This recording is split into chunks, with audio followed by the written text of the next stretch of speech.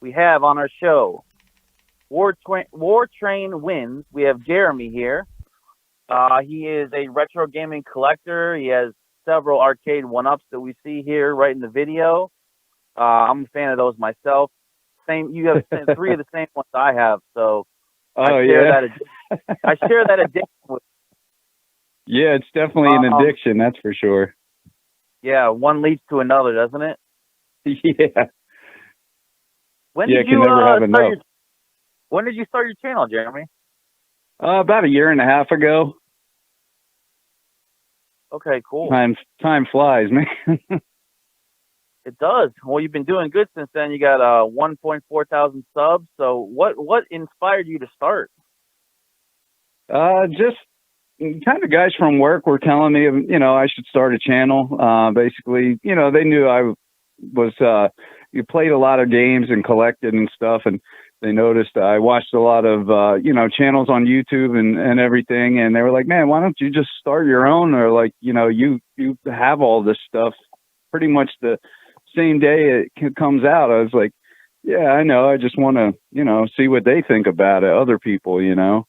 Right. See if they had the same kind of ideas that I did about some of the different products or games that came out. So I was like, it kind of got me interested in it. And then I had some health problems. I have heart issues, and I basically have a artificial heart valve and a pacemaker, and I got Whoa. like a second major surgery, like probably about 6 or 7 years ago now.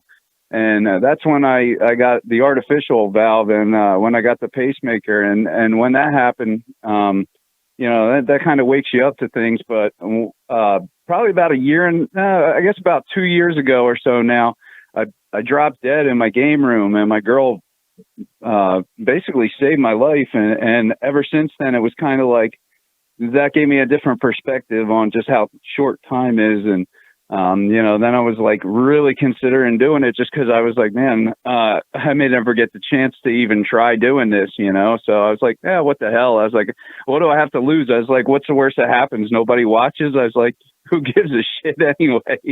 So I was like, you know what? I'm just going to do it. And I figured I would just start doing it, and start giving it a try. Every day I went to work, I had a lot of support from guys at work, but they were like, man, did you make a video yet?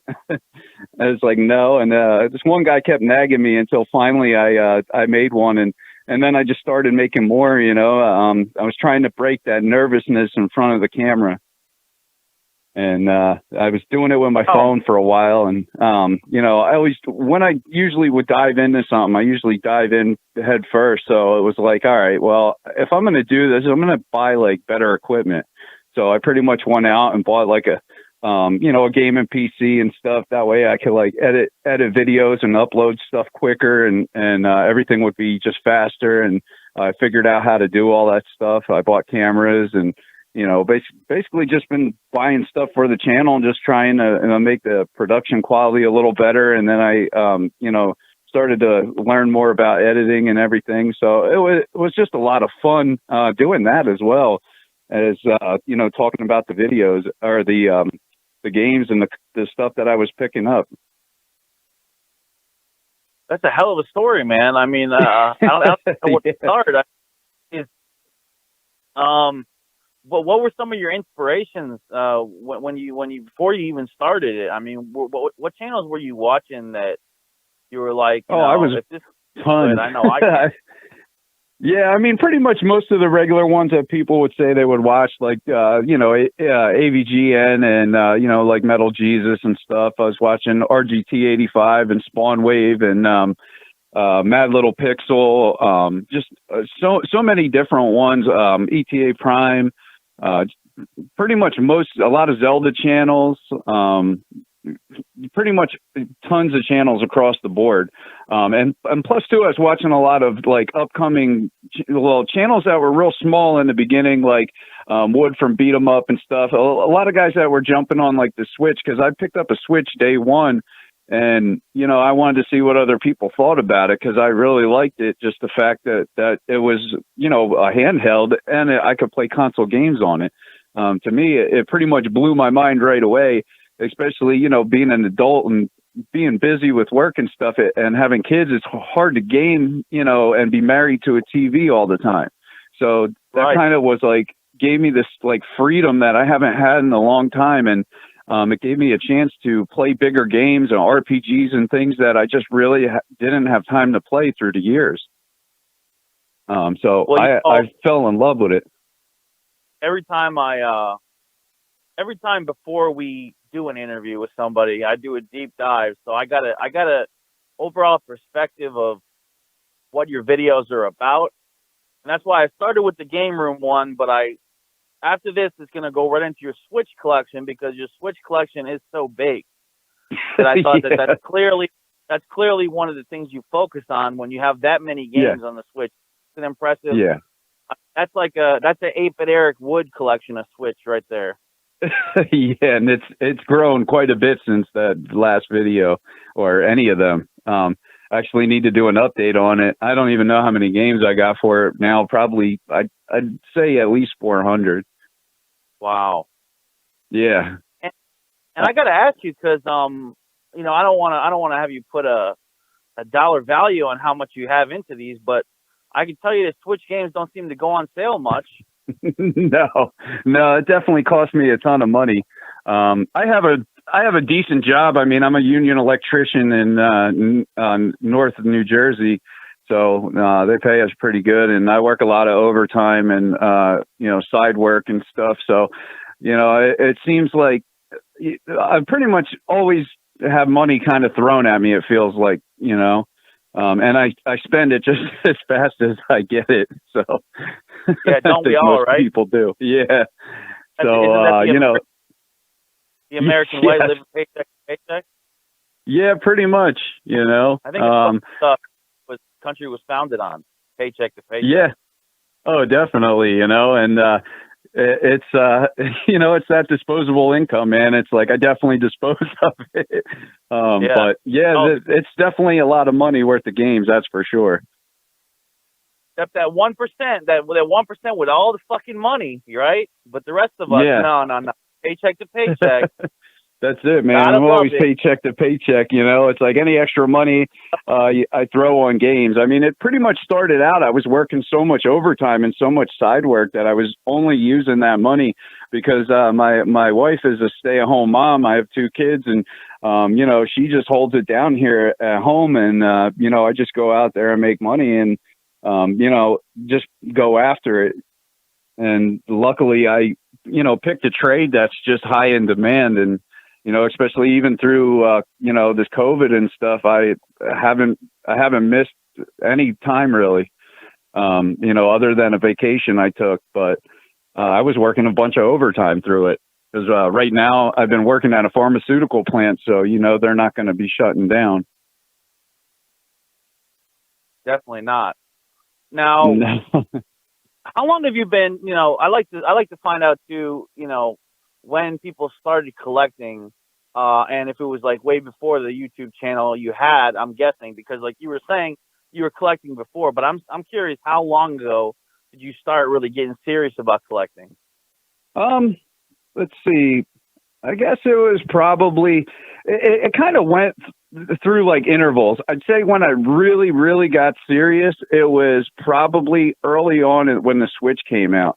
Because I've already had collections through the years. I had this bad habit. I would build these massive collections, and then I would just get so busy I wasn't playing any of the games, or I just didn't have time for a console, and I would just sell it. And I would sell all the games, and I might have, you know, 100 games for a console, sell that and the console, and then maybe a year later buy that same console again. You know, let's say we're in the Xbox 360 era and PS3. I probably owned about 4 Xbox 360s, maybe 5, and probably about 4 PS3s, just because I would get them, play them, get a ton of games, sell them, get some of that stuff back when I felt like it, play them, sell them. So it was like, you know, I had these massive collections through the years, but I got rid of most of them. I still had some of the stuff from when I was younger, kind of tucked away. Like N64, I had some stuff. I had like, I think like one Sega Genesis cart floating around, but not a whole lot. And And it was kind of like once the Switch came out, and there wasn't a lot of games at first. So it was like I started picking up all the titles that came out because it was kind of easy to do. And I noticed that I was pretty much getting every one that came out. And then it got to a point where the floodgates opened and it just was impossible to keep up. You know, 'cause they were just releasing so many damn games. I'm like, wow, I can't afford this. And I just can't keep track of them or, you know, keep track of how to get them because some of them were just in such limited releases. So that's when I was like, you know what, you know, what the hell? I was like, I'm just going to start collecting, and realize that I already was a collector because I was already had a you know, decent sized PS4 collection, Xbox One, you know, and then once I embraced collecting, I was like, you know what, I'm going to buy some of the stuff that I always wanted to have back.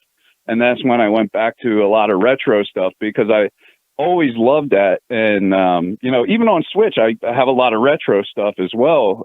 That's another reason I love the system because I can play them retro games in HD and super convenient, you know, pretty much anywhere, you know, but now I just been focused on building my collection of all them old games that I really mean a lot to me.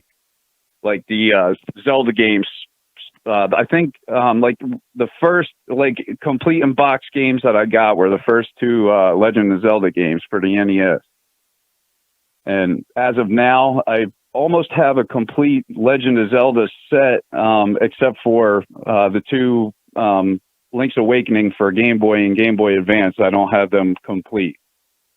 But other than that, I have every Zelda game complete, and I want to say most of the collector's editions, which is a ton of games. There really is. Isn't there something about having a game room? It's almost like a storm shelter, but instead of a storm, it's like a shelter from the bullshit of the world and the pressures of the world and the stresses, right? You go into that place, and instead of dodging a storm and coming out with your life intact, it's like you're just dodging all these stresses in life, you know, bills, you know, maybe it might even be health things with your case, and just it's that happy place to go into, right? And you just forget about all the bullshit that's going on in this world, right? Yeah, I love it, man. Yeah, when I'm not at work, I'm in my game room like all the time. I don't come out much, you know. Does your wife yell at you to get out of there sometimes? No, not really. She kind of realizes it's like, you know, there's not much for me. I mean, I got health problems, so I don't really drink or anything anymore. I mean, you know, it's not like I can do a lot of that. Plus, you know, I just, you know, have kids and stuff, so there's not a lot of, you know, I don't socialize with a lot of people outside of work. So I'm pretty much always home when I'm not working. I'm always with my family, so she doesn't seem to mind. I mean, because I come do stuff, whatever is needed, you know, whatever they need me to do, I take care of it right away or whatever. But they come down and hang out with me and stuff. The kids love playing games and stuff, and they're all pretty much spoiled with all kinds of electronics of their own. And you know, they're gamers too. I mean, I think it was inevitable. Do you ever I mean, on to the older games? Did they? Oh my God, yeah. Actually, right before this this interview, me and my son were playing Mario 1 and Mario 2 oh, great. on the Switch. And, you know, we were messing around playing the Lost Levels a little bit. So, yeah, he was playing Donkey Kong before that on the NES. So, you know, they definitely get their fair share of it. He really likes Mario 1 and 2. Which is cool. And I think Mario Maker had a lot to do with that on the Wii U, because that was something that I think introduced them to that style, you know? For sure. And I see you got a lot of collectibles there, too. Are you into, you know, 80s, 90s action figures, too? I don't really collect them, but I mean, I am. I love to look at them and stuff. I just don't collect them because really I just don't have the room. I mean, I do collect amiibos, and that's probably why I don't have the room, because I started collecting them kind of not intentionally. It just kind of happened, and they just kind of take over because there's so many of them, and just I keep them mostly in the boxes, so they're everywhere. Right, for sure. And just like any other collector, we all run out of space. Oh, it's inevitable. I mean, it's Yeah. gonna happen. Yeah, it sure is. It's a matter of time. I mean, I got walls just stacked with games. Even more so, the collectibles fill it out too, because with the games, and you can stand them up, side by side on the shelves, and you can even double shelve it. You can even double them up, But yeah, collectibles, forget it. That's gonna fill out the room 2 or 3 times as quick. Oh yeah, that's why I try to stay away from like pop figures, because them boxes are big, and I have like maybe let's say 6 of them or something, but they're just too big. I mean, they just would fill up. I just don't have the room for them, and I don't want to have stuff in like totes and stuff like that hidden in closets. I mean, at that point it's like, well, what's the point of even having it? Very true. I mean, at that point it's just you have it to have it. When those amiibos were coming out, it was kind of bananas, wasn't it? Everybody buying those up. Oh yeah, yeah. Were you getting them at the same time as that, or were you buying them later? No, I mean, I got a couple for my son and my daughter back then, but like I didn't really pick up any for myself. Actually, it wasn't until Breath of the Wild came out that I even like got any for myself. And originally, I got them for like the extra stuff in the game, and then I went on, one of these online things, Etsy, that's what it was, and I just bought a bunch of the NFC cards or whatever. But then I was like, you know what? I kind of wanted to have the amiibos. Really, I went on Etsy because I couldn't even get all of the ones they weren't out yet to get all the outfits. So I winded up getting all the amiibos or whatever, and then it was like I had them all opened, and I was like, you know what, I want to set in the box. So and then I got them in the box, and then it kind of grew from there. Then the champion ones came out, and I got those, and then in between I started picking up other ones, and my kids wanted some, so all of a sudden, I started having a lot of them, and then I was like, you know what, I like this one, I like that one, and before you know it, I'm just like getting as many of them as I could find. I want to figure out something with you and get some advice from you on what my deal is, because I know you're a huge Zelda guy. Now, I appreciate Zelda. I can see why it's a good game. I can see why it's fun. The Super Nintendo one and the original 2 on NES. Uh-huh. But my thing is, I think my problem with Zelda is this. I hate maps. And even in real life, I hate maps. I have to have I have to have GPS. I have Google Maps. I've always been bad with maps all my life. And I think that might be my problem with Zelda, because you need to use the map. That's a possibility. Yeah, you definitely do. I mean, I always bought a guide with the new games that come out. Pretty much anytime I picked up a Zelda game, I always bought a guide day one. So right. I could definitely see that being a problem if you hate looking at stuff and having to just keep referring to a map or, whatever, a guide or something. I could see that definitely being a problem. And it's like, I'm inherently bad with maps too. Like just finding my way around. I don't know what it is. And like, that's why as soon as like those GPS, even before smartphones, when they had like the Garmin's and the whatever, though I want those devices immediately because I'm so bad at using a damn map. But I can understand the fun, the adventure, and it kind of finding your way around the secrets and all that stuff. So I can understand it. It's just in the same way with even Metroid. I don't know what I'm doing or where I'm going. I get lost on those damn maps. I do too. I do as well in Metroid, and it can definitely get frustrated. And then I can see where you stop playing because you get frustrated, and then you don't go back to it. Or when you want to go back to it, you forget everything that you did before, and then it's just a loss. You have to start over. Right. Because there's a ton of games that do that, and some games do it to me. I think Zelda is like one of those that always it gripped me since the original one came out.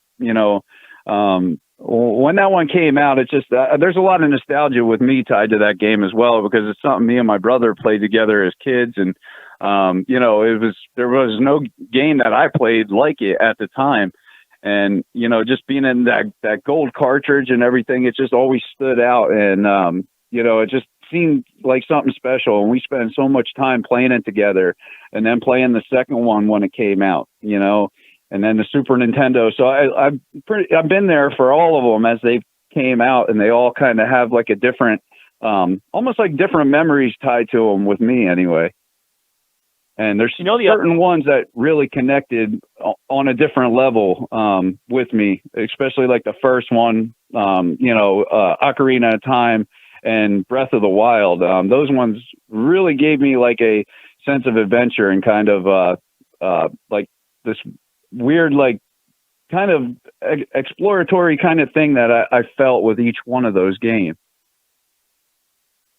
Another two on NES that come to mind, and I actually enjoyed those too, but didn't really know so much where to go, was Crystallis and Star Tropics. The first one, and then Zoda's Revenge. Those are really really very Zelda-esque. And definitely. Walking around and so I can get into those ones too. Do I know where I'm going? They're definitely good games. I just don't always know where I'm going. That's the thing. Oh yeah, I get lost a lot in Metroid games. I love the Metroid series, and but I get lost in the games. Right. It's kind of one of them things. Like I should probably follow a guide, but I always I just jump in it and just screw around until I figure stuff out, even if it takes me a while. I think too that's why I like having things on Switch, is because I can do it at my leisure. I play a lot on my work breaks and stuff, like, because work a lot. Let's face it, being an adult isn't easy, and you don't have a lot of free time. Like I said, you don't have all that time to be married to a TV. So that's a good way to break away and get some time, even if it's a half hour a day. That adds up when you do it for months. I mean, I've beat some pretty big RPGs lately just by playing them on my work breaks and stuff. Not to get sidetracked, but the electrical systems in the United States from state to state, I'm sure you vary tremendously. Like, I'm originally from Connecticut, and it's pretty much a very outdated system. Everything's on poles, whereas now where I'm at in Florida, most of it's underground, and we lose power less because of hurricanes. So, what's it like in Jersey? I mean, is the electrical grid set up well there so that you don't get a lot of outages, or what's that like there working on that? No, you get it. It's like a mixture of above ground and underground. So you still get a bunch of outages and stuff, but it's still one of those things. It's a pain. We definitely don't get the storms that you're getting in Florida though. Because those storms are wicked, and I know like now you guys get almost like rain every day or something, like downpours. They show up and they're gone as fast as they come, and the wind is wicked. But what's funny though is, like, a hurricane will hit. It might even be a 3 or a 4. It'll wipe out power to like 70% of the state, and somehow a week later it's all restored. It's like almost unbelievable. Now, if that was to happen, some kind of a catastrophe like that was to happen in, like, say, Connecticut, they'd be done for 2 months. Oh yeah. That's definitely. Set up there. Yeah, and now the underground systems is definitely like that. That's pretty much where everything's going. Everything will eventually probably be underground, except for, maybe areas that just maybe don't have the money to upgrade that system, or maybe their infrastructure is kind of built on that system. And, there's people, making businesses, making the poles and all that kind of stuff. So it kind of disrupt a whole bunch of stuff. Exactly. And some of those storms, right? The storms are a lot of the reasons why sometimes. The snowstorms, Oh yeah, the snowstorms, that stuff. Oh god, it really sucks to work on that stuff too. With the bad weather. Yeah. I pretty much. Are you up there in the lift too? Up there where? Like, are you going on the lift to fix the poles? Oh no, no. I don't do like that's line work. I'm an inside wireman by trade, is what they call it. I do high Okay. voltage work, but I don't climb poles and stuff. Like all that underground stuff, I would do more of that kind of stuff. There's Right. special guys that do that. They're part of the same kind of union. They just have a different class, is what they're called outside wiremen. But say they would put up a mall or a hospital. I basically would wire it from the ground up. All the Okay. underground before it, in the beginning to the very end, to all the control wiring and all that kind of stuff. And they would basically just, connect the high voltage maybe from the line, maybe the transmission lines to the first transformer to feed it. And we do everything else. But it's all similar. I mean, it's all pretty much the same stuff. Let me ask you a question, and this is gonna be just random, but I just need to know this. So I have a Yeah. switch in my garage. What are the chances that it's the switch or the fluorescent light in the ceiling?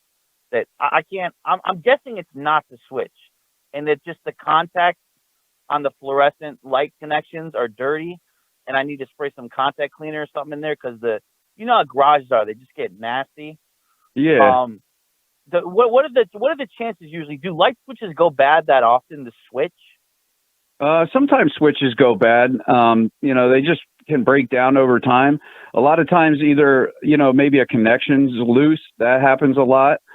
Or in fluorescent lights, if it's like, say, a 2x4 fixture or something like that, the ballasts inside there go bad.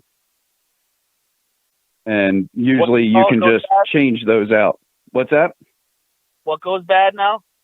It's called a ballast, and that basically it's basically a transformer inside of that light. It looks like a big, not really that big, but like a rectangle.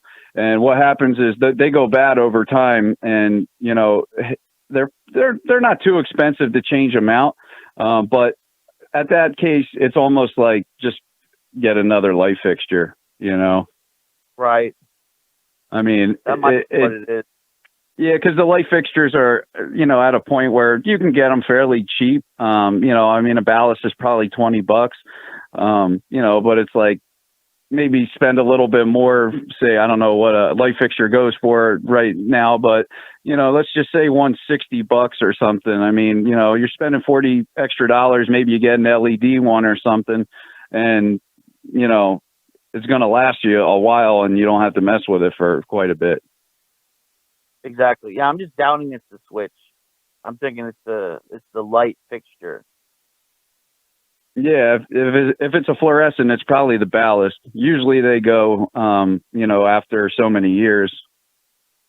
A lot of times, I'll go into a place and we'll just literally just go through and change them out as maintenance. Right. Can we just talk Usually, about switches? so many years. Is that cool if we just talk about switches and sockets the rest of for another hour for the viewers? Hey, I don't care. I'm just kidding. I wouldn't do that. I wouldn't do that to our Yeah, no, audience. I heard that. I feel bad I even made him sit through that question. But anyway, Yeah, it's all good. going back to the gaming, how many Zelda games, like, tell me, because I'm not even that educated on it. How many have there been? 10, 15? How many Zelda Ooh. games? 20? Oh my God. Let me see. Let me take a rough count, just looking at some of them. 1, 2, 3, 4.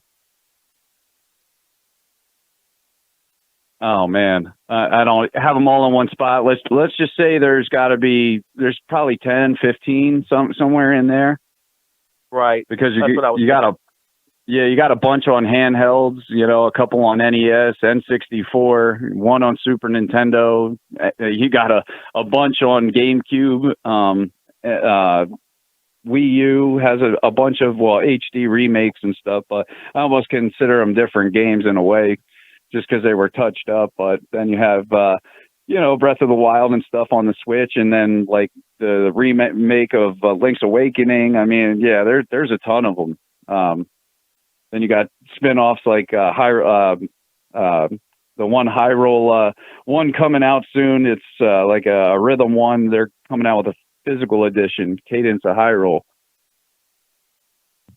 That'll be the newest one, I guess, that they're dropping this year, since, you know, everything's going on, and probably Breath of the Wild got pushed back most likely till next year, the second one. Now, let me ask you this, as a big Zelda fan. If Link to the Past and like Ocarina of Time and Breath of the Wild, those are usually considered maybe the best. What in your mind is maybe the worst one? And if not even if it's a terrible game, but just maybe the least good in the series. Well, I mean, right away I go to Skyward Sword just because of the motion controls. You know, for me, that's probably the hardest one to play, just because to sit there with that Wiimote and play for such long game sessions, it just, you know, it gets old after a while. You know, especially if you're just tired from, you know, working or whatever all week, and just, you know, you don't feel like swinging your arm around or whatever to pretend you have a sword in your hand. To me, that's the weakest. Not that the game's weak, it's just the controls are weak. As far as the other ones, I'd have to say that probably Zelda 2, just because it's different. I know a lot of people aren't huge fans of it. Me, I do personally enjoy it, just because I have a lot of nostalgia for it. And, you know, coming up, I mean, when that came out, that's what it was. I mean, there was not many other options. I mean, it was Zelda 1 or Zelda 2, you know. So you just learn to kind of like what you had, especially back then. It's not like we didn't have all the games that we have now and all the access. Right. By the way, is that a repro Samson? Yeah, that's a repro. Yeah, I made sure I mentioned that on the video because I definitely didn't want anybody to think that I had, you know, was pushing one off as a real one. That's probably the only repro that I own, just because I wanted to have it on a physical copy of it. But I wasn't ready to drop close to $1,000 on one game. I'd love to have a repro of the NWC gold cart in gold. You know, like, oh yeah, that would be cool. They took a Zelda and made it into that, an NWC. Yeah, that's pretty cool. Yeah, I wouldn't mind having one of those too. That's essentially what they did, right? I think they just took a Zelda and glued that little triangle NWC on there. Oh yeah, definitely. So yeah, in a way, I mean, it already is kind of a repro in a way, but yeah, that's I wouldn't mind having one of them. Like I said, I don't have a ton of repros, but games that, you know, cost like an insane amount, it's just like it's tough to make that decision. Do I really want to spend that much money on a game when I could buy, you know, maybe 3 consoles or something that I don't have, and, you know, a couple of the best games for that console for the same price? Right. I know some people, like, you know, they either really love that game, you know, and it just is the one they just have to have. I get that. That's how I feel with some of the Zelda games. But, you know, that's a pretty hefty investment, you know, unless you got it before, like, the price was like it is now, because some of these game prices are just insane.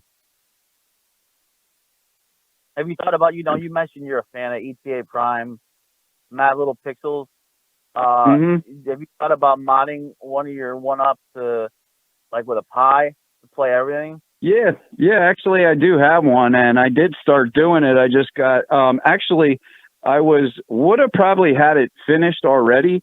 I got all that stuff before I started the channel, and I actually ordered it, and then that's when I dropped dead in my basement before I got that stuff shipped to me. I was actually waiting for it because work was slow at the time. It was right around Christmas. Actually, it was 3 days before Christmas. I had a bunch of money saved, and I was really looking forward to for having some time off, because I had worked steady for years. And I just really needed a break, and it was just a perfect time. I took a layoff. Knew I'd be out of work for maybe 3 months or something, and I was really looking forward to it. And then probably a week after I was out of work, that happened to me, and that just screwed everything up, because I was going to take that time. I was going to mod, I was going to mod my Street Fighter 2 cabinet. I was going to put a Pi in it, and all new, just light up buttons and all that stuff. I bought everything for it. And when I came home, I had got, I received all that stuff. It showed up while I was in the hospital, but, by then I couldn't even physically do it. So it just sat there, and I put it in the closet, and it sat there. And I did start messing around with it, but it's just finding time. I'm usually so busy. I just, to have time to do that is just, especially too, certain things I'm learning as I'm going, because I never did a whole lot with,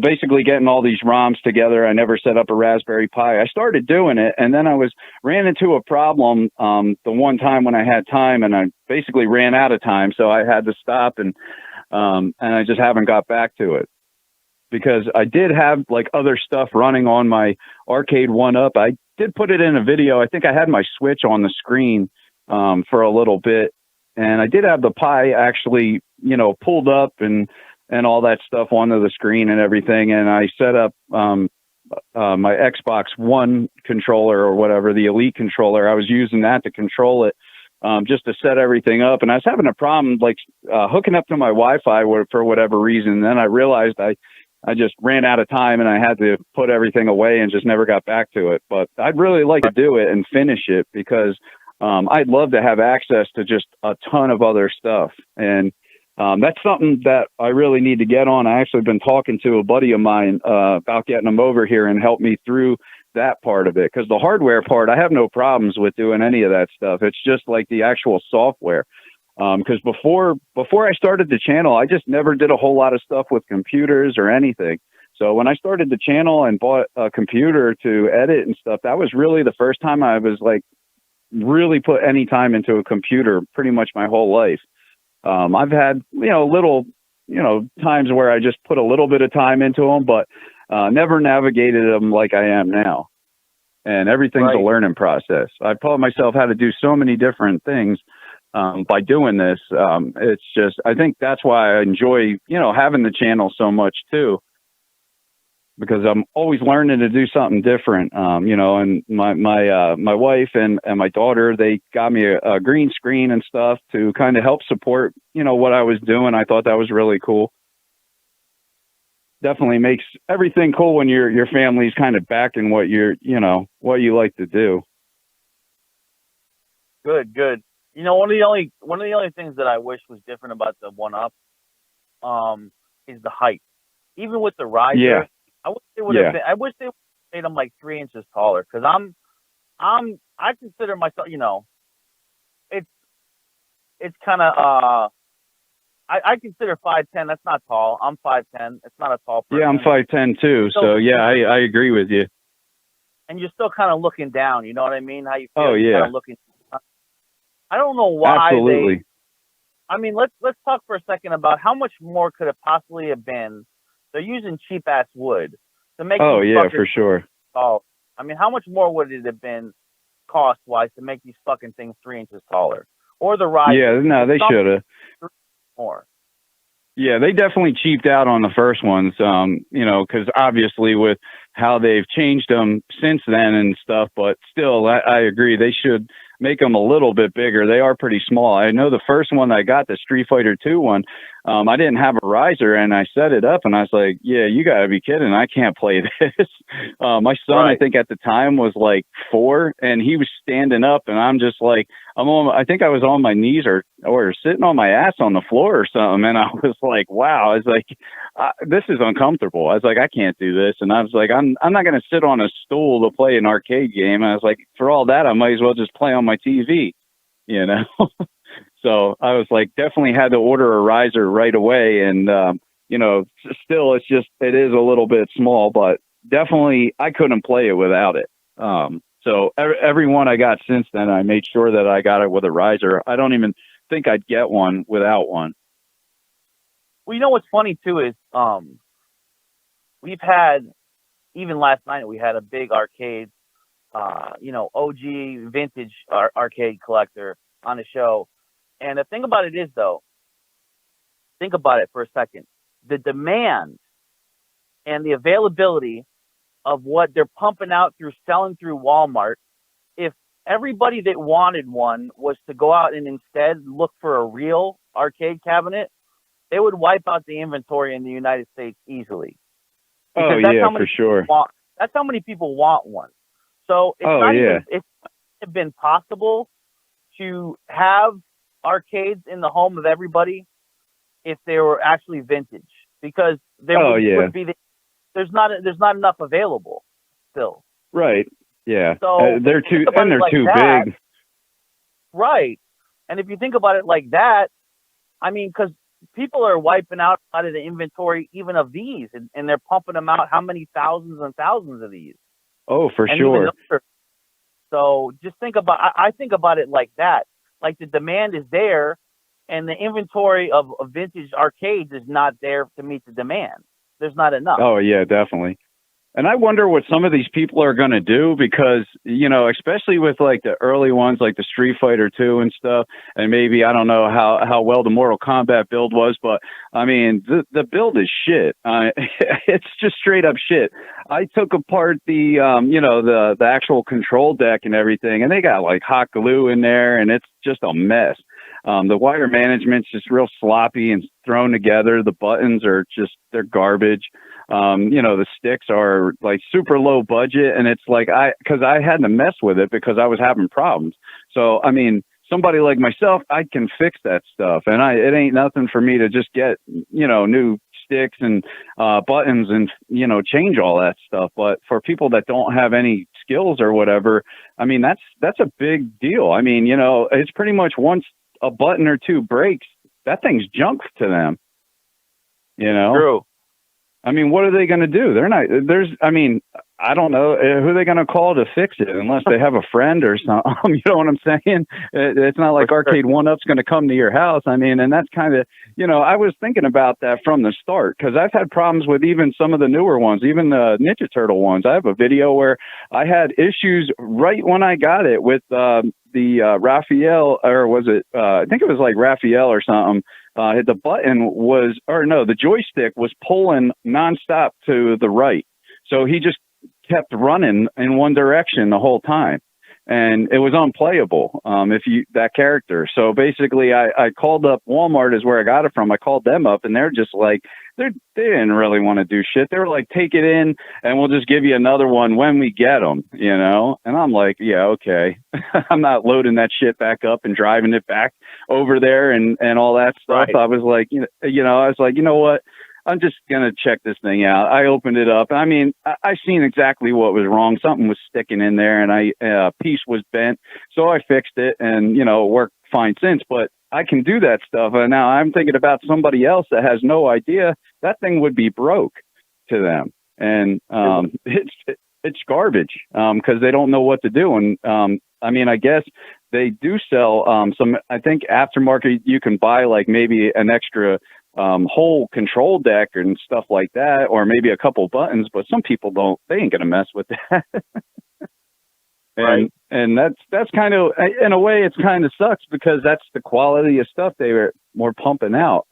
It has gotten better, but still, I mean, that stuff's all going to break down at some point. And I'm just wondering if in 10 years or something, there's just going to be Arcade 1-Ups just trashed all over the place.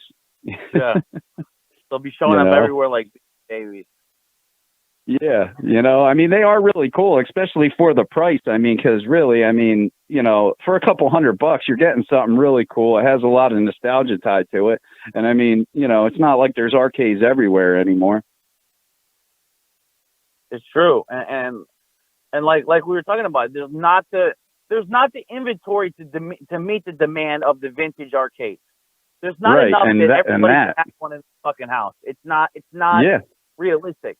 So right. Even as big arcade collectors, and I agree with them, yeah, the build quality is nowhere near like a vintage arcade. I agree with that. I'm not arguing with that. What I'm arguing with is there's not the availability to meet the demand of who wants these. Oh no. There's like especially a lot of them got trashed. Right. There's like 100,000 people maybe that want these. I don't know. My numbers are going to be off. I don't give a shit. There's like 100,000 people that want these. And then, there's only maybe 20,000 arcades out there that are vintage available. So what are you going to do? That's why they're making these, and that's why right. they're selling. And the price, that's why they're expensive, especially if they're in good shape, because people got to put money into them to fix them up. Right. And you got to know what you're doing. Pretty much the guys that collect them, and are big enthusiasts into them, they know how to work on them because you don't have a choice. I mean, if you have them, you're going to be working on them. It's just, you have to maintain them. It's like having a car or something, or a pinball machine. God, that's probably the hardest to have. I mean, I give them guys a lot of credit. I love pinball, but man, to have one of those, it's like, that's just a lot of work. Now, a lot of troubleshooting. You have all we're looking at all these Switch games in front of us right now. What is the average price you're paying on most of these? I mean, you're not paying $60 almost every one of these, are you? No. I'd say probably about $30. Yeah, probably about $30 a piece. Yeah, there's a lot of budget titles. And if they were all 60, there's my collection would probably be in half. Maybe. I mean, I do, because I am buying other stuff too. I'm buying retro games and for, say modern stuff, PS4, Xbox, everything, Xbox 360, GameCube, all kinds of stuff. But just to focus on the Switch, it's like, my collection would be a lot smaller if the games were all 60. It's just too much.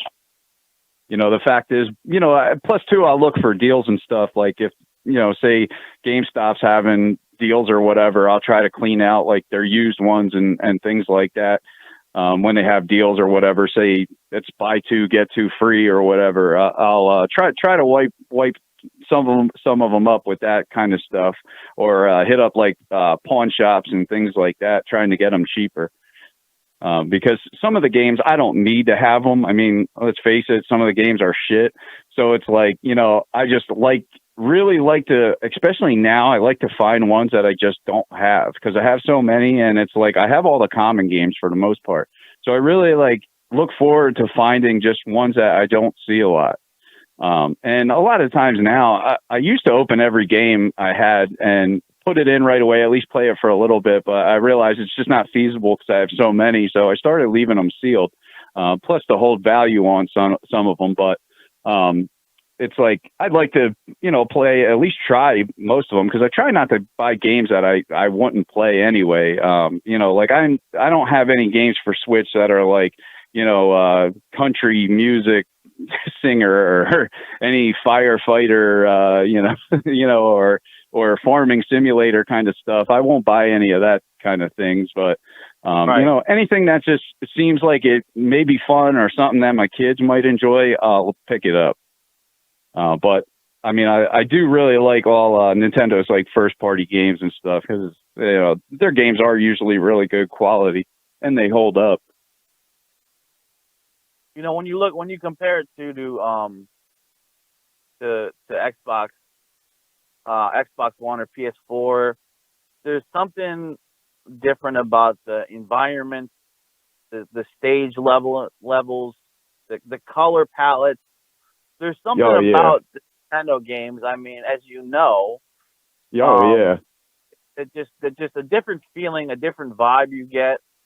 More upbeat, kind of just more childlike wonder to them. That, I mean, it really does feel like its own world. Whereas when you're playing Xbox One versus PS4, I mean, you can't differentiate between the two, because the graphical clarity, the feel you put one, you put the PS4 up side by side with the Xbox One version, you're not going to know. Oh, definitely. And Nintendo just makes such unique games, and they're just kind of their own. And it's funny because you'll see like PS4 or PlayStation or Xbox try to, mimic certain things that Nintendo does. I mean, you've seen it through the years, like the motion controls from the Wii, they all tried to do some kind of, motion control or body control or, and it's funny how that happens. Nintendo always has been kind of trailblazing stuff. And, their games, I mean, just their franchises are huge. The quality of them over the years has just been, solid pretty much every time, just about. I mean, I can't think of too many Mario games that are just garbage, you know. But I could think of other franchises you might see on PlayStation or Xbox that maybe they had a couple garbage games in a franchise that just, wasn't nearly as good as others. But Nintendo's like, they hold up.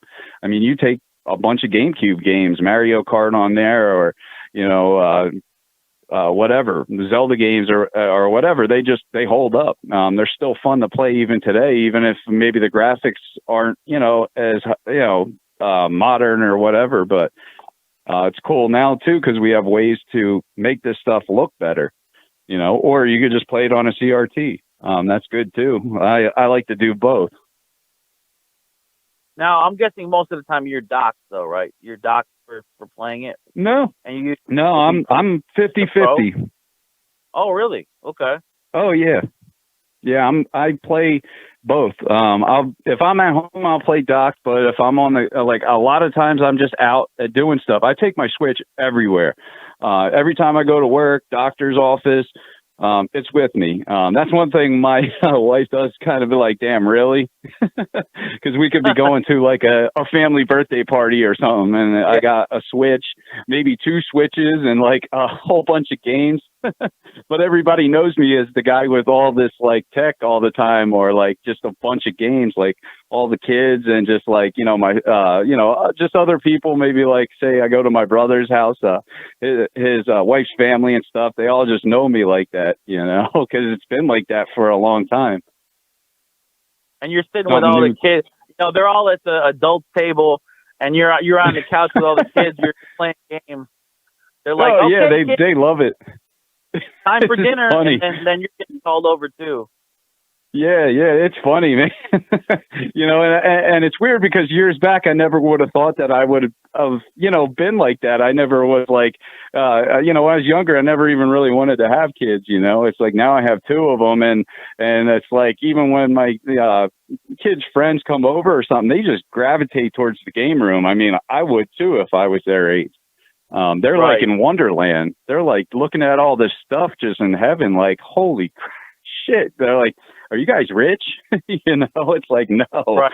Absolutely not. But it's just like, yeah, I just really like games, and, I've been buying them for a while now. And that's the thing, a lot of them, I try to keep a level of quality to the games too. I know some people just go out and get these huge, maybe 50 games in a clip, and maybe like 3 of them are good. I try to stay away from that because I don't need all that extra garbage I'm never going to play. I mean, yeah, I do get games that I'm probably not going to be able to make it to, but I try to at least make it be something that I would be interested in.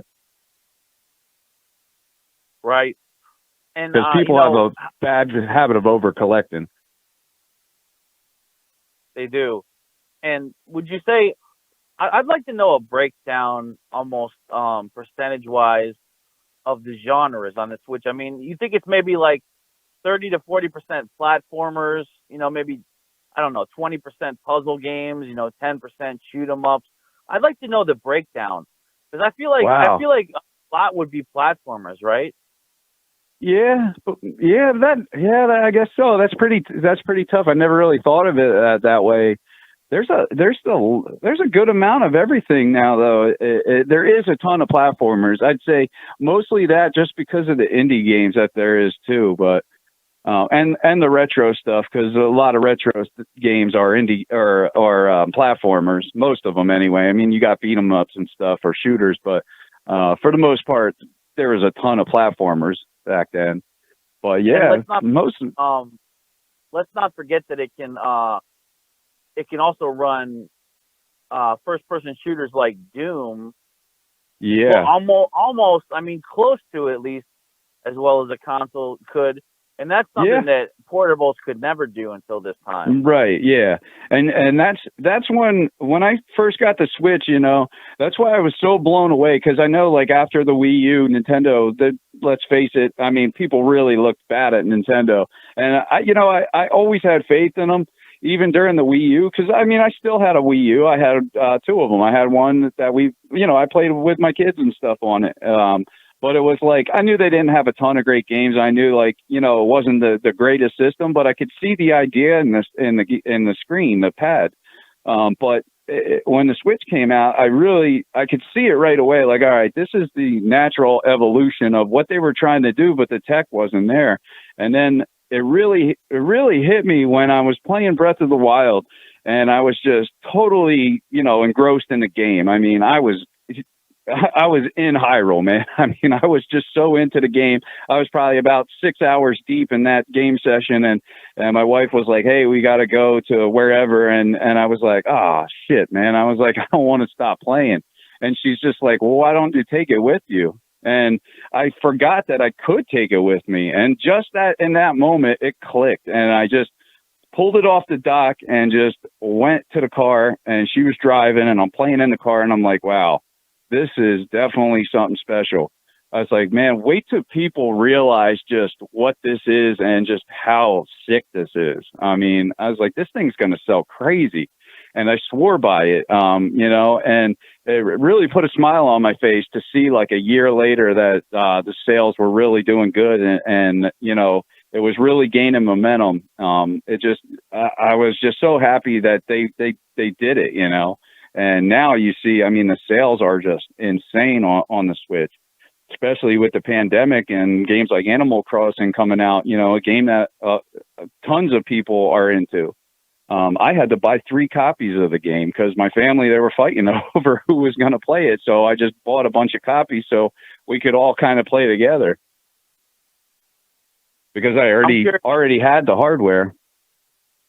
I'm curious, through having your YouTube channel, you know, there's so many good things about having a YouTube channel, you know, being able to express yourself through video content, talk about games you love, talk about collecting, talk about experiences, meeting people on YouTube, maybe going to conventions, all the good that comes with it. But there's also the bad that comes with it. There's the dark side of it. There's the negativity. Sometimes viewers, there's the trolling. I mean, have you experienced any of the dark side? Oh yeah. Just last night I put out a video. I did a review on Ghost of Tsushima, and the first message I got was "fuck you." Fuck you. Basically, you spoiled the game for me. I'm unsubscribing to your channel, and I was like, "Hey man, sorry." You know, it's like I put that there were spoilers like right in the beginning of the video. And I think I even put it in the title. And then he sent me a message back like, "Oh, man, I'm sorry." He's like, my bad. He's like, "I thought WARTRAIN wins. He's like, I got your channel's name mixed up with, you know, thinking that WARTRAIN was a boss in the game that won. And I thought you spoiled like the ending or something," you know. Wow. But it was just like, wow, you know, just to read that, you know, as your first comment off a video, is kind of like I was taken back because, you know, I try to put out a pretty positive channel and a positive vibe, because I am a pretty happy-go-lucky person, especially with all the shit that's happened to me. I mean, you know, I don't like to dwell on negativity. I mean, you know, it's just toxic. So to see something like that, especially, I try not even to swear on my channel. I do sometimes. I slip, but I try hard not to, because I want anybody to be able to watch. And it's like, just to see that in the comments was really took me back. And, you know, it was cool that the guy apologized and stuff, and I think he subscribed back or whatever. But, you know, it's just, there is a dark side to it. Things like that, or the time you put in. People don't realize how much work it takes to make these videos. They don't. And, you know, what happens is, I've pretty much, we've pretty much universally doing this channel had incredibly great luck with any kind of content creator. It's usually the only problem usually comes from viewers. It's usually a viewer issue. And I think what it is, you know, content creators share a common bond. We know how much work goes in, because we actually we actually make videos. We actually produce something that's tangible, that requires effort and work. Whereas what happens when a lot of viewers kick back and they're not producing anything, and they're not actually making anything of substance. So they're able to take this kind of standpoint where they want to shit on something.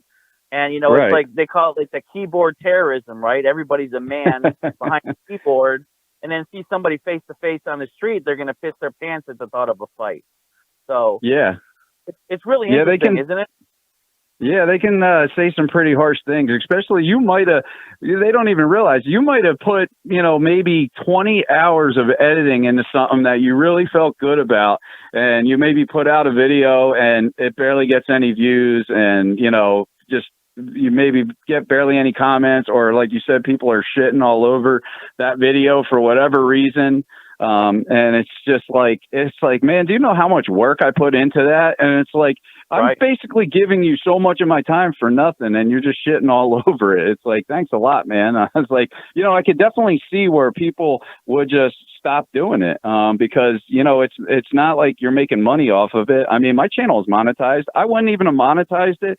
I don't do this for the money. I know that there's not really any financial gain unless you like hit it big or something. But it's like the only reason I monetize my channel is just because I know that, like Google that owns YouTube, if something makes them any kind of money, they'll definitely promote it more than something else.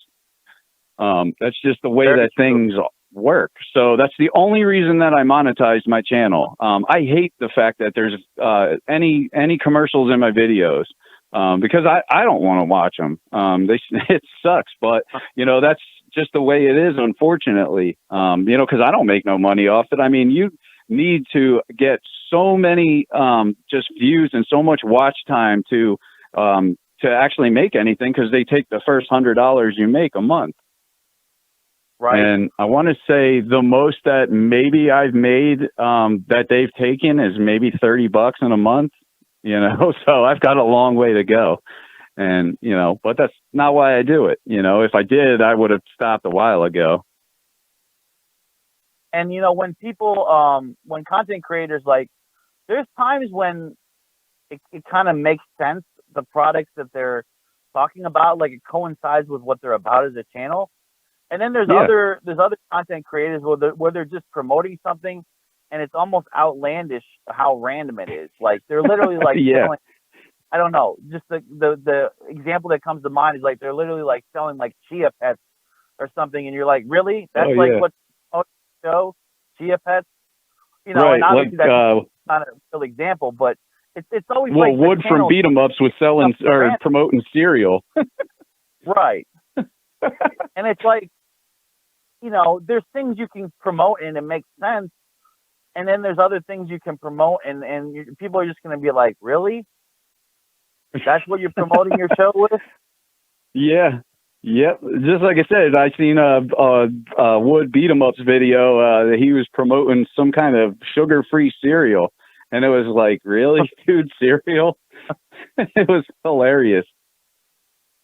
You're going to be selling like vegan cookies next week. Yeah, it was just so out of left field, and I'm just like, he's got a bowl of cereal for his cat, and it's like, what the hell is this, man? But I mean, I see his channel kind of went towards like young kids anyway, which I don't really blame him, because he's probably making a good living on YouTube now by doing that. So I can't really fault him, I guess, for that, because that's how he was making his money to begin with. I know there was a lot about it is weird. I know there was a lot about his thing with Nintendo ending, and I'm not sure I ever understood what was behind all that. Yeah, I don't know what was behind it. I don't think he even really knows, but I know he was wondering if it had something to do with a Zelda video. He was playing a Breath of the Wild on his PC with a bunch of mods added and stuff, but a lot of people said they didn't think that had anything to do with it, but I don't know. I think that might have had a lot to do with it, because Nintendo don't really play around with that kind of stuff. They don't like that, especially somebody that's like, in a program that's kind of, sponsoring them in a way. What is it about Nintendo that they can't seem to make produce enough product to meet the demand? What is with them in doing that? I don't know. That's some total bullshit. I absolutely hate that. I don't know why they do that. I mean, it probably is to just bolster up demand. I wonder a lot of times if that's what it is, because, yeah, I mean, say something, for instance, something I wanted to get is Super Nintendo controllers for the Switch. You know, I just want that authentic feel of a Super Nintendo controller to play the Super Nintendo app thing on there. And, you know, it's just like, it's hard to get them because every time I would try to buy them, they were sold out. I still never chased them down. I don't know if they're on there now, but recently I just bought the 8-bit Duke controllers or whatever that were similar, you know, And it's almost, because I like that authentic feel. it's almost something that's unheard of too in business, because usually what happens in business is a company makes too much of something and there's too many left over. It's almost very rare that a company is underproducing the right amount of products to meet the demand. It's almost an embarrassment. Yeah, and they know that. They didn't produce enough minis. They're not producing enough fucking Switches to meet the demand.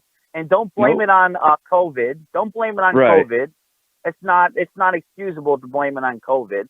That's just it's a fool's excuse, because it's not true. Yeah, that's a big cop out. And they didn't make enough fucking amiibos. I don't understand why they consistently fail to make enough products. Yeah, it's everything that they do. Yeah, the NES Classic was probably the worst case of it. That was insane. $500 for one of them things for a long time. And then they said they weren't going to make any more. And that's when the price went up to $500. And then they put them out again. So they definitely are, doing some shady shit behind the scenes. And everybody's going to just keep saying, yeah, but with the demand, because everybody's at home because of COVID. No. Is PlayStation saying they don't have enough fucking consoles? Is Xbox saying they don't have enough fucking consoles? No. Nintendo's fucking up. Yeah, no, they definitely should be able to meet that demand. You know, it's like, especially if you have a system that's selling like the way the Switch is selling now, it's like you think you would have every effort in and explore every avenue to be able to get those parts and get everything manufactured. I mean, people were building their own Switches out of just buying the parts separate, seeing if they could do it for under at least scalper price or reseller prices. Which is crazy, and people were doing it, which was insane to see. I mean, it's not going to look just like the Nintendo Switch because it doesn't have like the same molds and stuff with Nintendo pressed into it, or maybe they even bought used ones and used those parts and made it look 100% legit. But it's crazy because other people were able to figure out ways to do it. That's definitely a cop out on their end for sure. I mean, the only time I can give Nintendo some slack, because I know my fucking history, and I know that there was a chip shortage in the 80s, and that was a real problem with them not being able to produce enough of the carts because of the chip shortage. But this is like, I mean, in current day, there's no excuse for this. They've been always doing shady stuff. Even like back with the chip shortage and stuff, they would also limit how many they would limit how many carts and stuff certain companies, could even produce. I mean, they probably some of that had to do with the chips, but I'm sure not all of that had to do with it. That's why you're getting all those different company names that were really the same company. Yeah, they were trying to kind of play God for a while and monopolize the video game industry. And if it wasn't for Sega kind of coming in and trying to get competitive. And that brought the ride. That's why Sega Genesis did so well. Right. And I was all for the Genesis back then. I mean, I had a launch Genesis with Altered Beast, and I loved it. I thought the thing was amazing, because it did, bring a very close to arcade-like experience to your home, especially with like beat 'em ups and stuff. I mean, I was blown away playing Altered Beast on there. I was just like, wow. That 16-bit difference compared to the NES at the time, that was a pretty significant leap. It's almost like an abusive relationship, isn't it? It's like you love the products they make. The business practices fucking just suck balls. I mean, it's terrible business practices. It's unfortunate.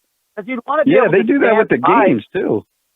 You want to be able to stand right behind the company, but you can't. But you can stand behind the product. It's kind of sad in a way. It's like an abusive relationship. I mean, just to hunt down like just the amiibos and stuff that I do have, or just a bunch of the Switch games that I have. I mean, I had to go to pretty significant lengths sometimes to find some of these games or amiibos because of just them not making them anymore, or maybe they just did a run for a little while and then it stopped, and then like I'll go out of my way to find what maybe a certain one or two, maybe even pay more than I wanted to.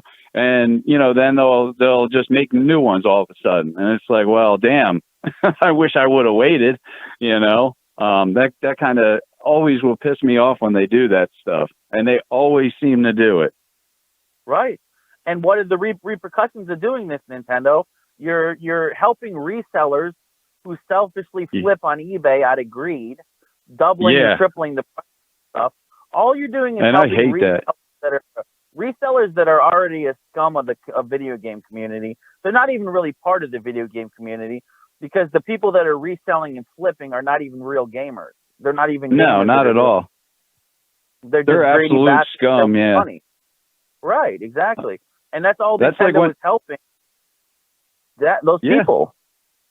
Yeah. When the NES Classic came out, I was at a GameStop before they opened the day that they launched. I wasn't even there for the NES Classic. I was actually there picking up a pre-order for something else. And one of the managers asked me, he's like, "Hey, are you here to pick up a Nintendo Classic?" And I was like, "No, what is that?" I didn't even know what it was.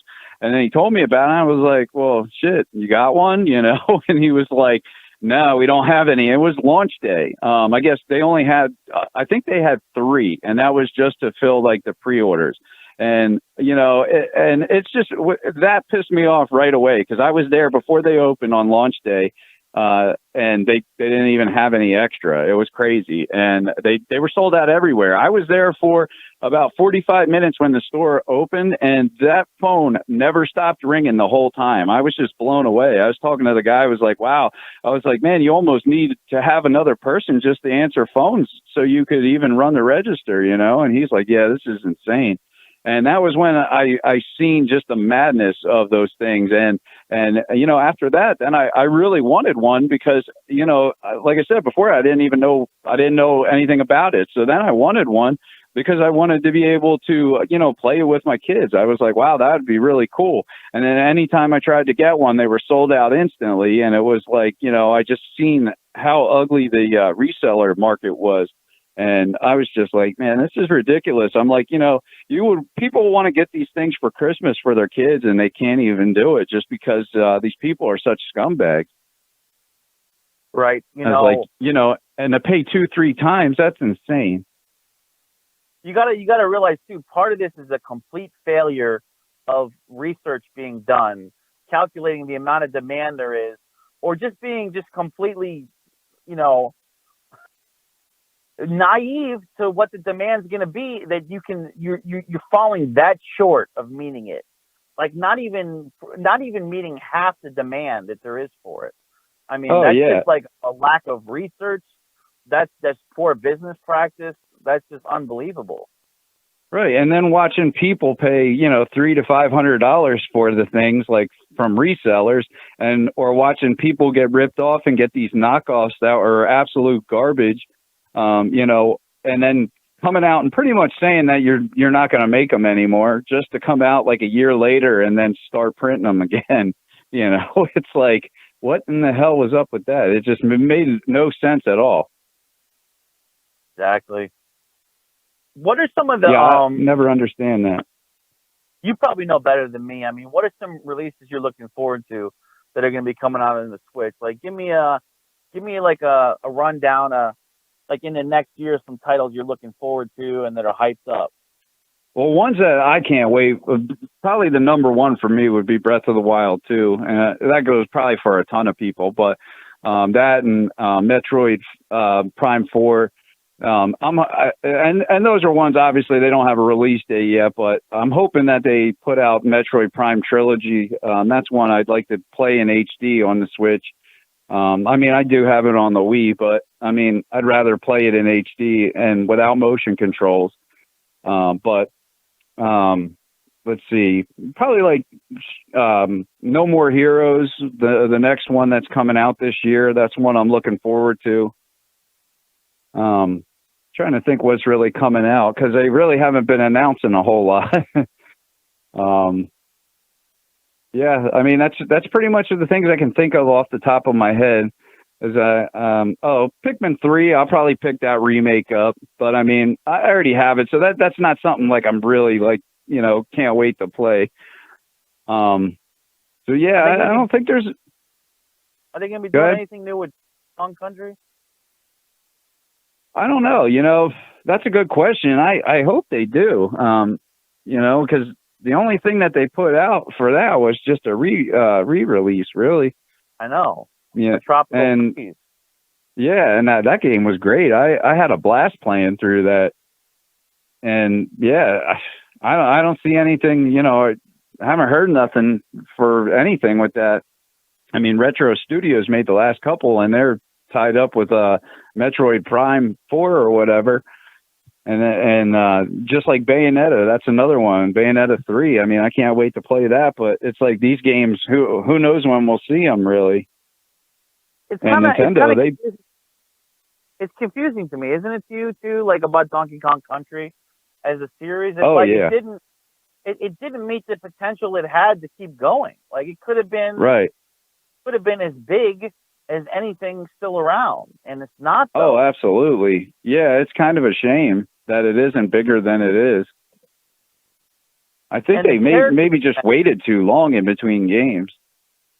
There's so many unbelievable characters in that series and sprites and stuff to work with and stuff to realize with modern gen development that they could do creativity wise, and it's just they're not meeting that potential.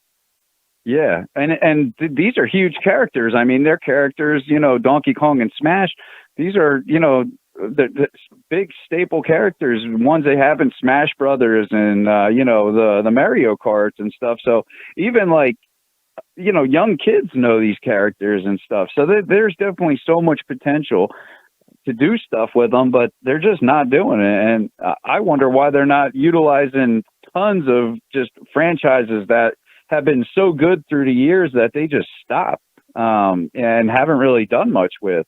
I mean, Metroid is kind of another one. I mean, maybe I guess the sales haven't been the greatest for the franchise, but I mean, over here in the States, it seems like, a lot of people really do like Metroid. And, F-Zero being another one. I don't know what happened to that franchise. I mean, that was one of my favorite Super Nintendo games and still is to this day. I mean, I just, for whatever reason, love the game, love the music and stuff. Another one, so much potential, they just don't do nothing with this stuff. Yeah, and then they'll bring back these franchises that aren't that good. What about the other rare stuff like, Conkers or Banjo-Kazooie? I mean, what are they doing anything with those? No. Well, what the Microsoft owns Rare now, so it's kind of like, but I mean, even them, you think they would put out that stuff, but I mean, they tease things, but not, nothing's really been happening. By putting like somebody like Banjo in Smash, I mean, people went nuts because they want to see that, character come back. And I would definitely, that would be a day one pickup for me, just to check out, an older character in a new game would be awesome. I mean, I love those, just the throwbacks. I love that stuff.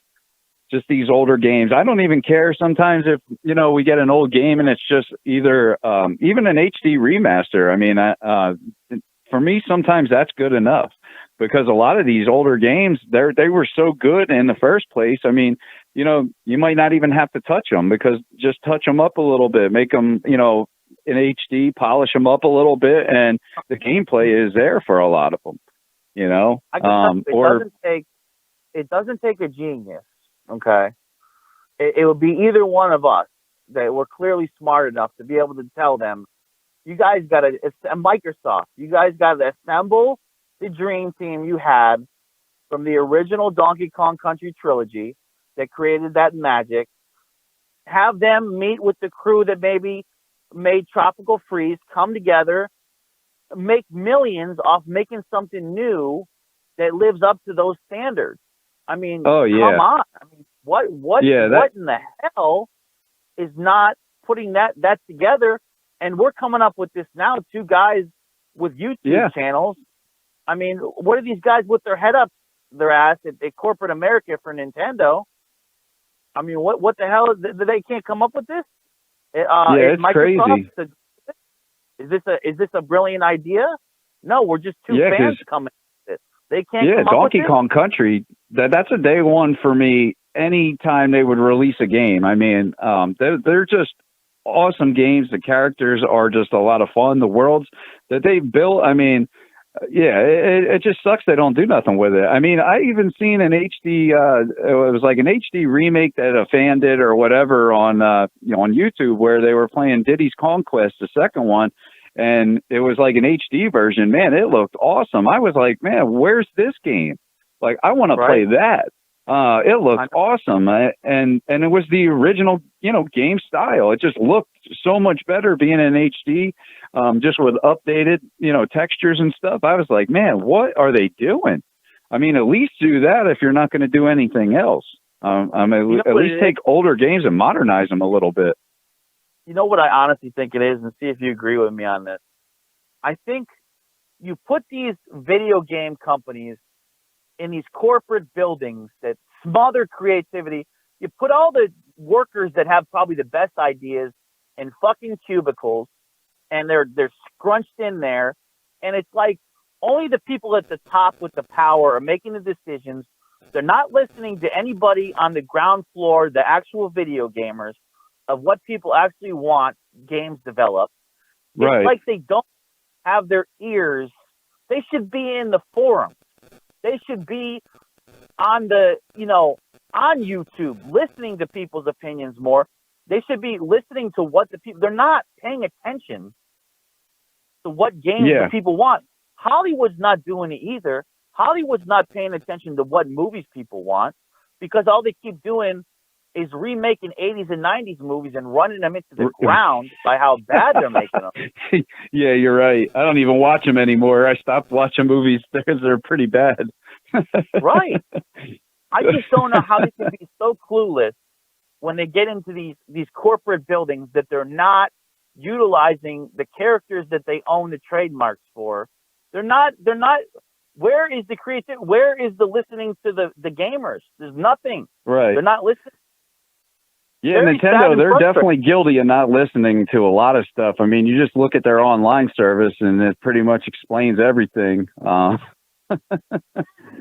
Right. Not having easy. I mean, just the fact that, if you have a Nintendo Switch regular and then a Switch Lite, to, basically have the same profile and save states on both systems at the same time, you just can't really do it. You have to keep, transferring stuff back and forth and all. It's too complicated. To me, that's just an absolute failure. And I wonder sometimes, who's making these calls? I mean, they got people like Miyamoto, guy's a legend. I have a lot of respect for him. I love the Zelda franchise, Mario, Donkey Kong, all that stuff that he either made or influenced with other creators.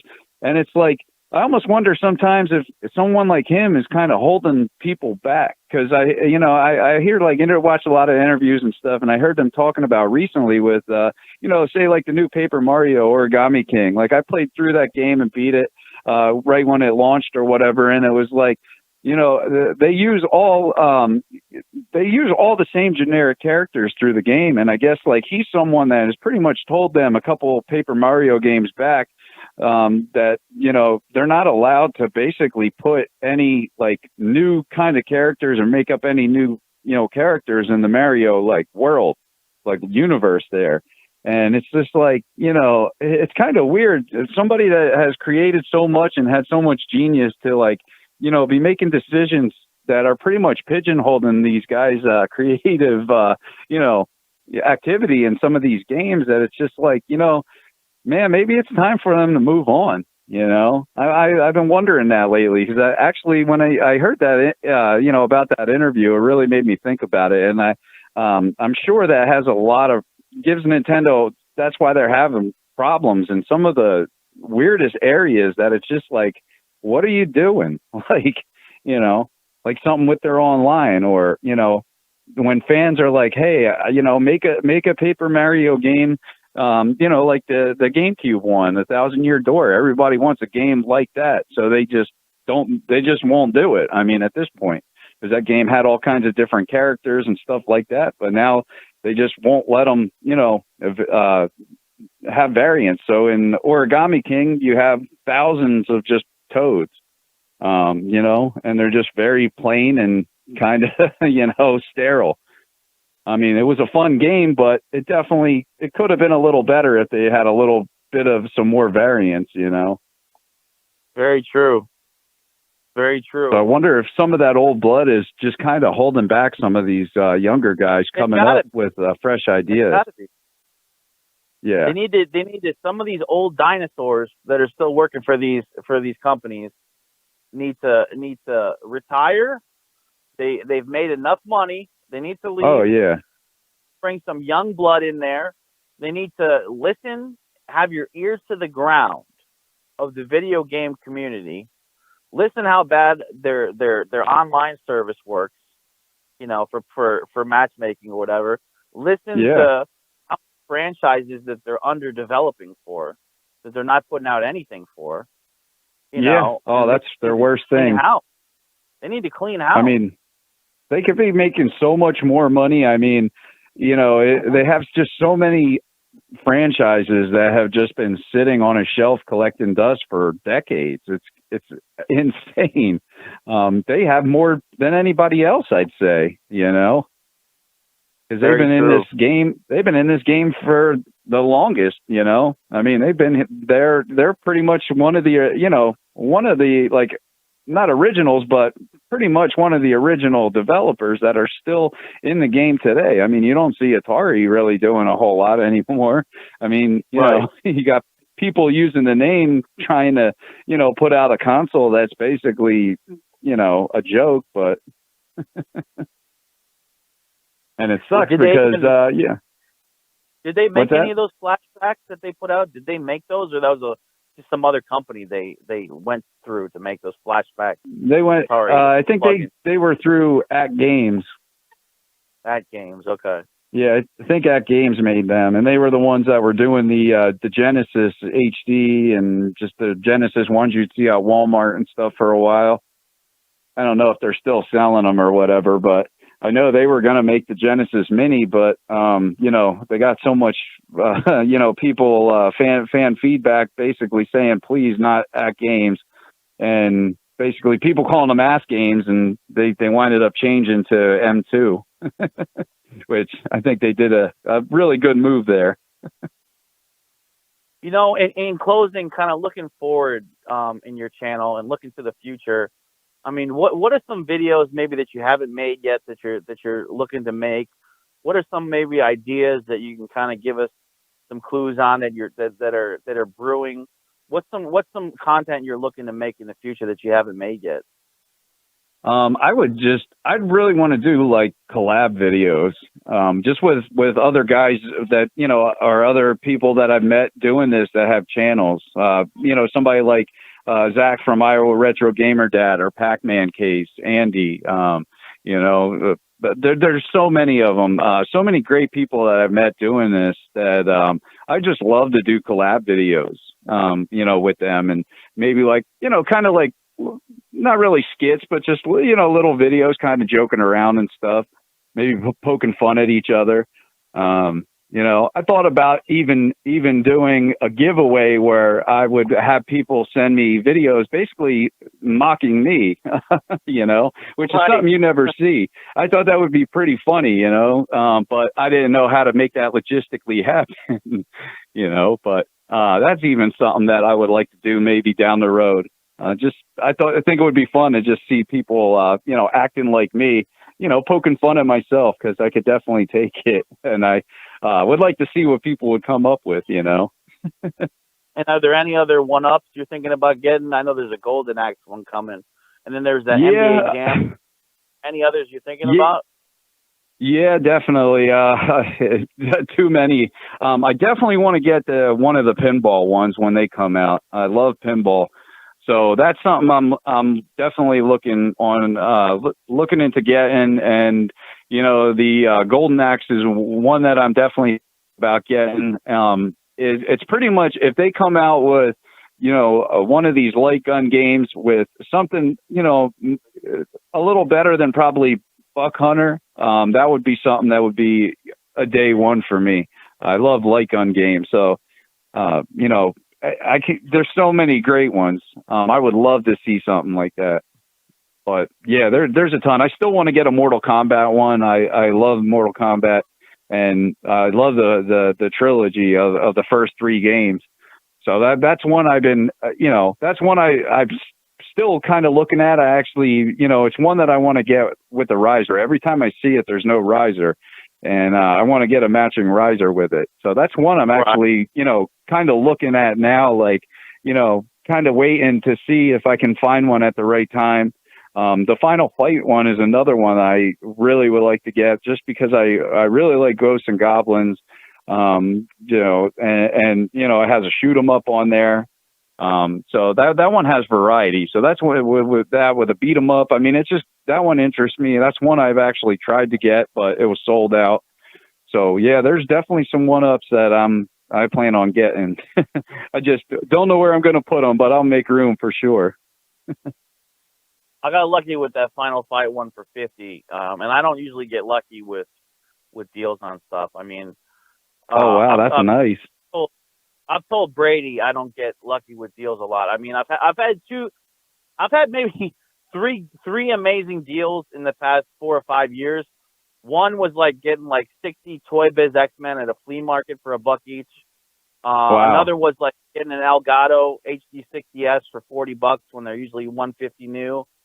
And then the other one, obviously, the Final Fight for 50. And those are those are the luckiest times I've been. Otherwise, I'm not usually lucky with deals.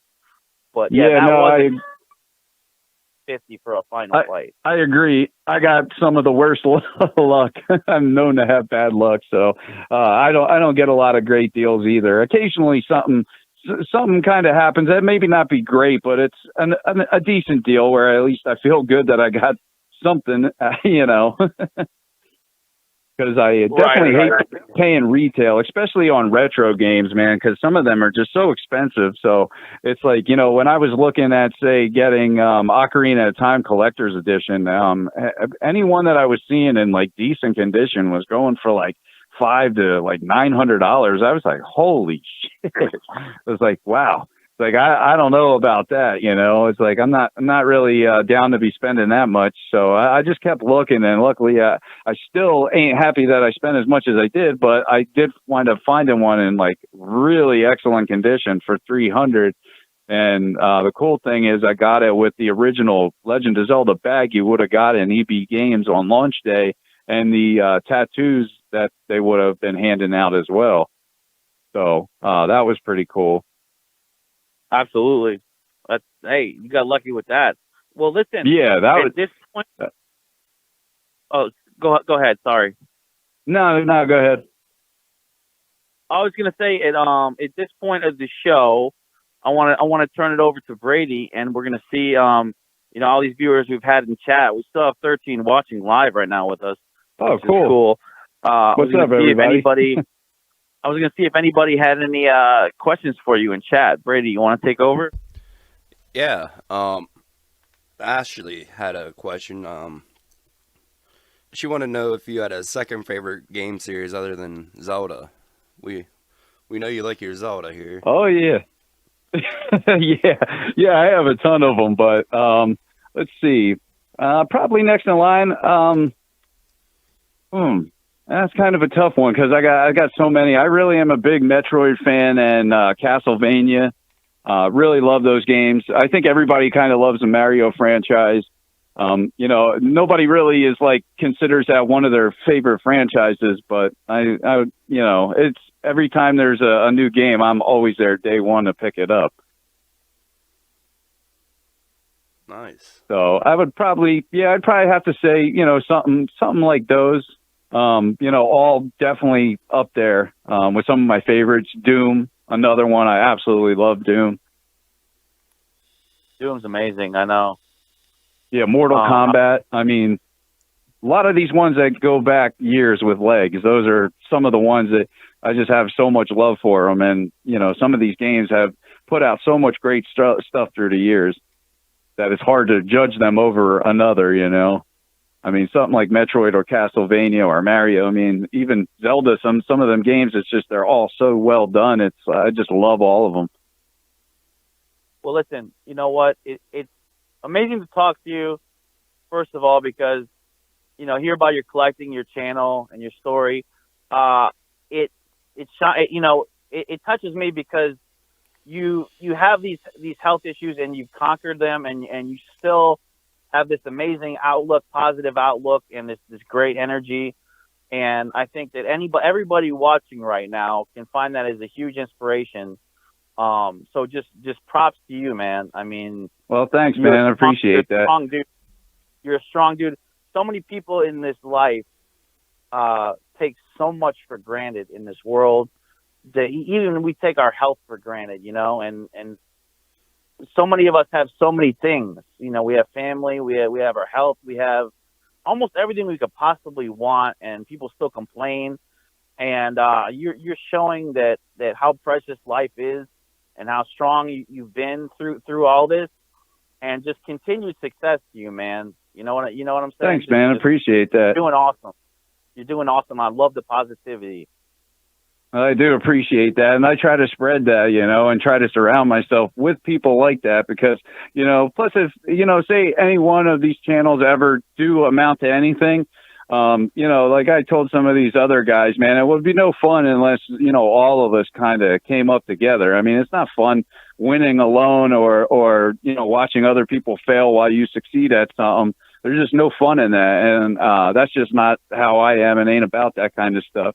Definitely not on stepping on people and, judging people. I don't like to do that kind of stuff, Well, try to live every day like it's the last. Very true. And we're proud to have you along with all the other awesome guests we've had. And that's why I asked Andy his opinion, what channel he believed in and he thought would be good on this show. And I'm glad we were able to meet you through him. You know what I mean? That's what we're trying to do here too. We're trying to shine the spotlight on other people that we can stand behind, that make the kind of content we can support, that we believe in. So yeah. So thanks for being a part of this. Appreciate it. Yeah, definitely, man. Anytime. Really appreciate it. Absolutely. And the way like what you guys are doing. Oh, thank you. And the way it's going to work is in the next 2 to 3 days, I'm going to upload this interview in its entirety. It'll be edited, and in the description will be a link to your channel. And as soon as that's up, I will send you a message and get you that link. Awesome, man. Awesome. Can't wait. Definitely. Well, enjoy the rest of your night, and thanks again. Yeah, no doubt, guys. Both of you, have a good one, guys. Thanks, man. Take care. And thanks. Yep, you too. All right, man. Bye. Thank you. Yep, later, everyone.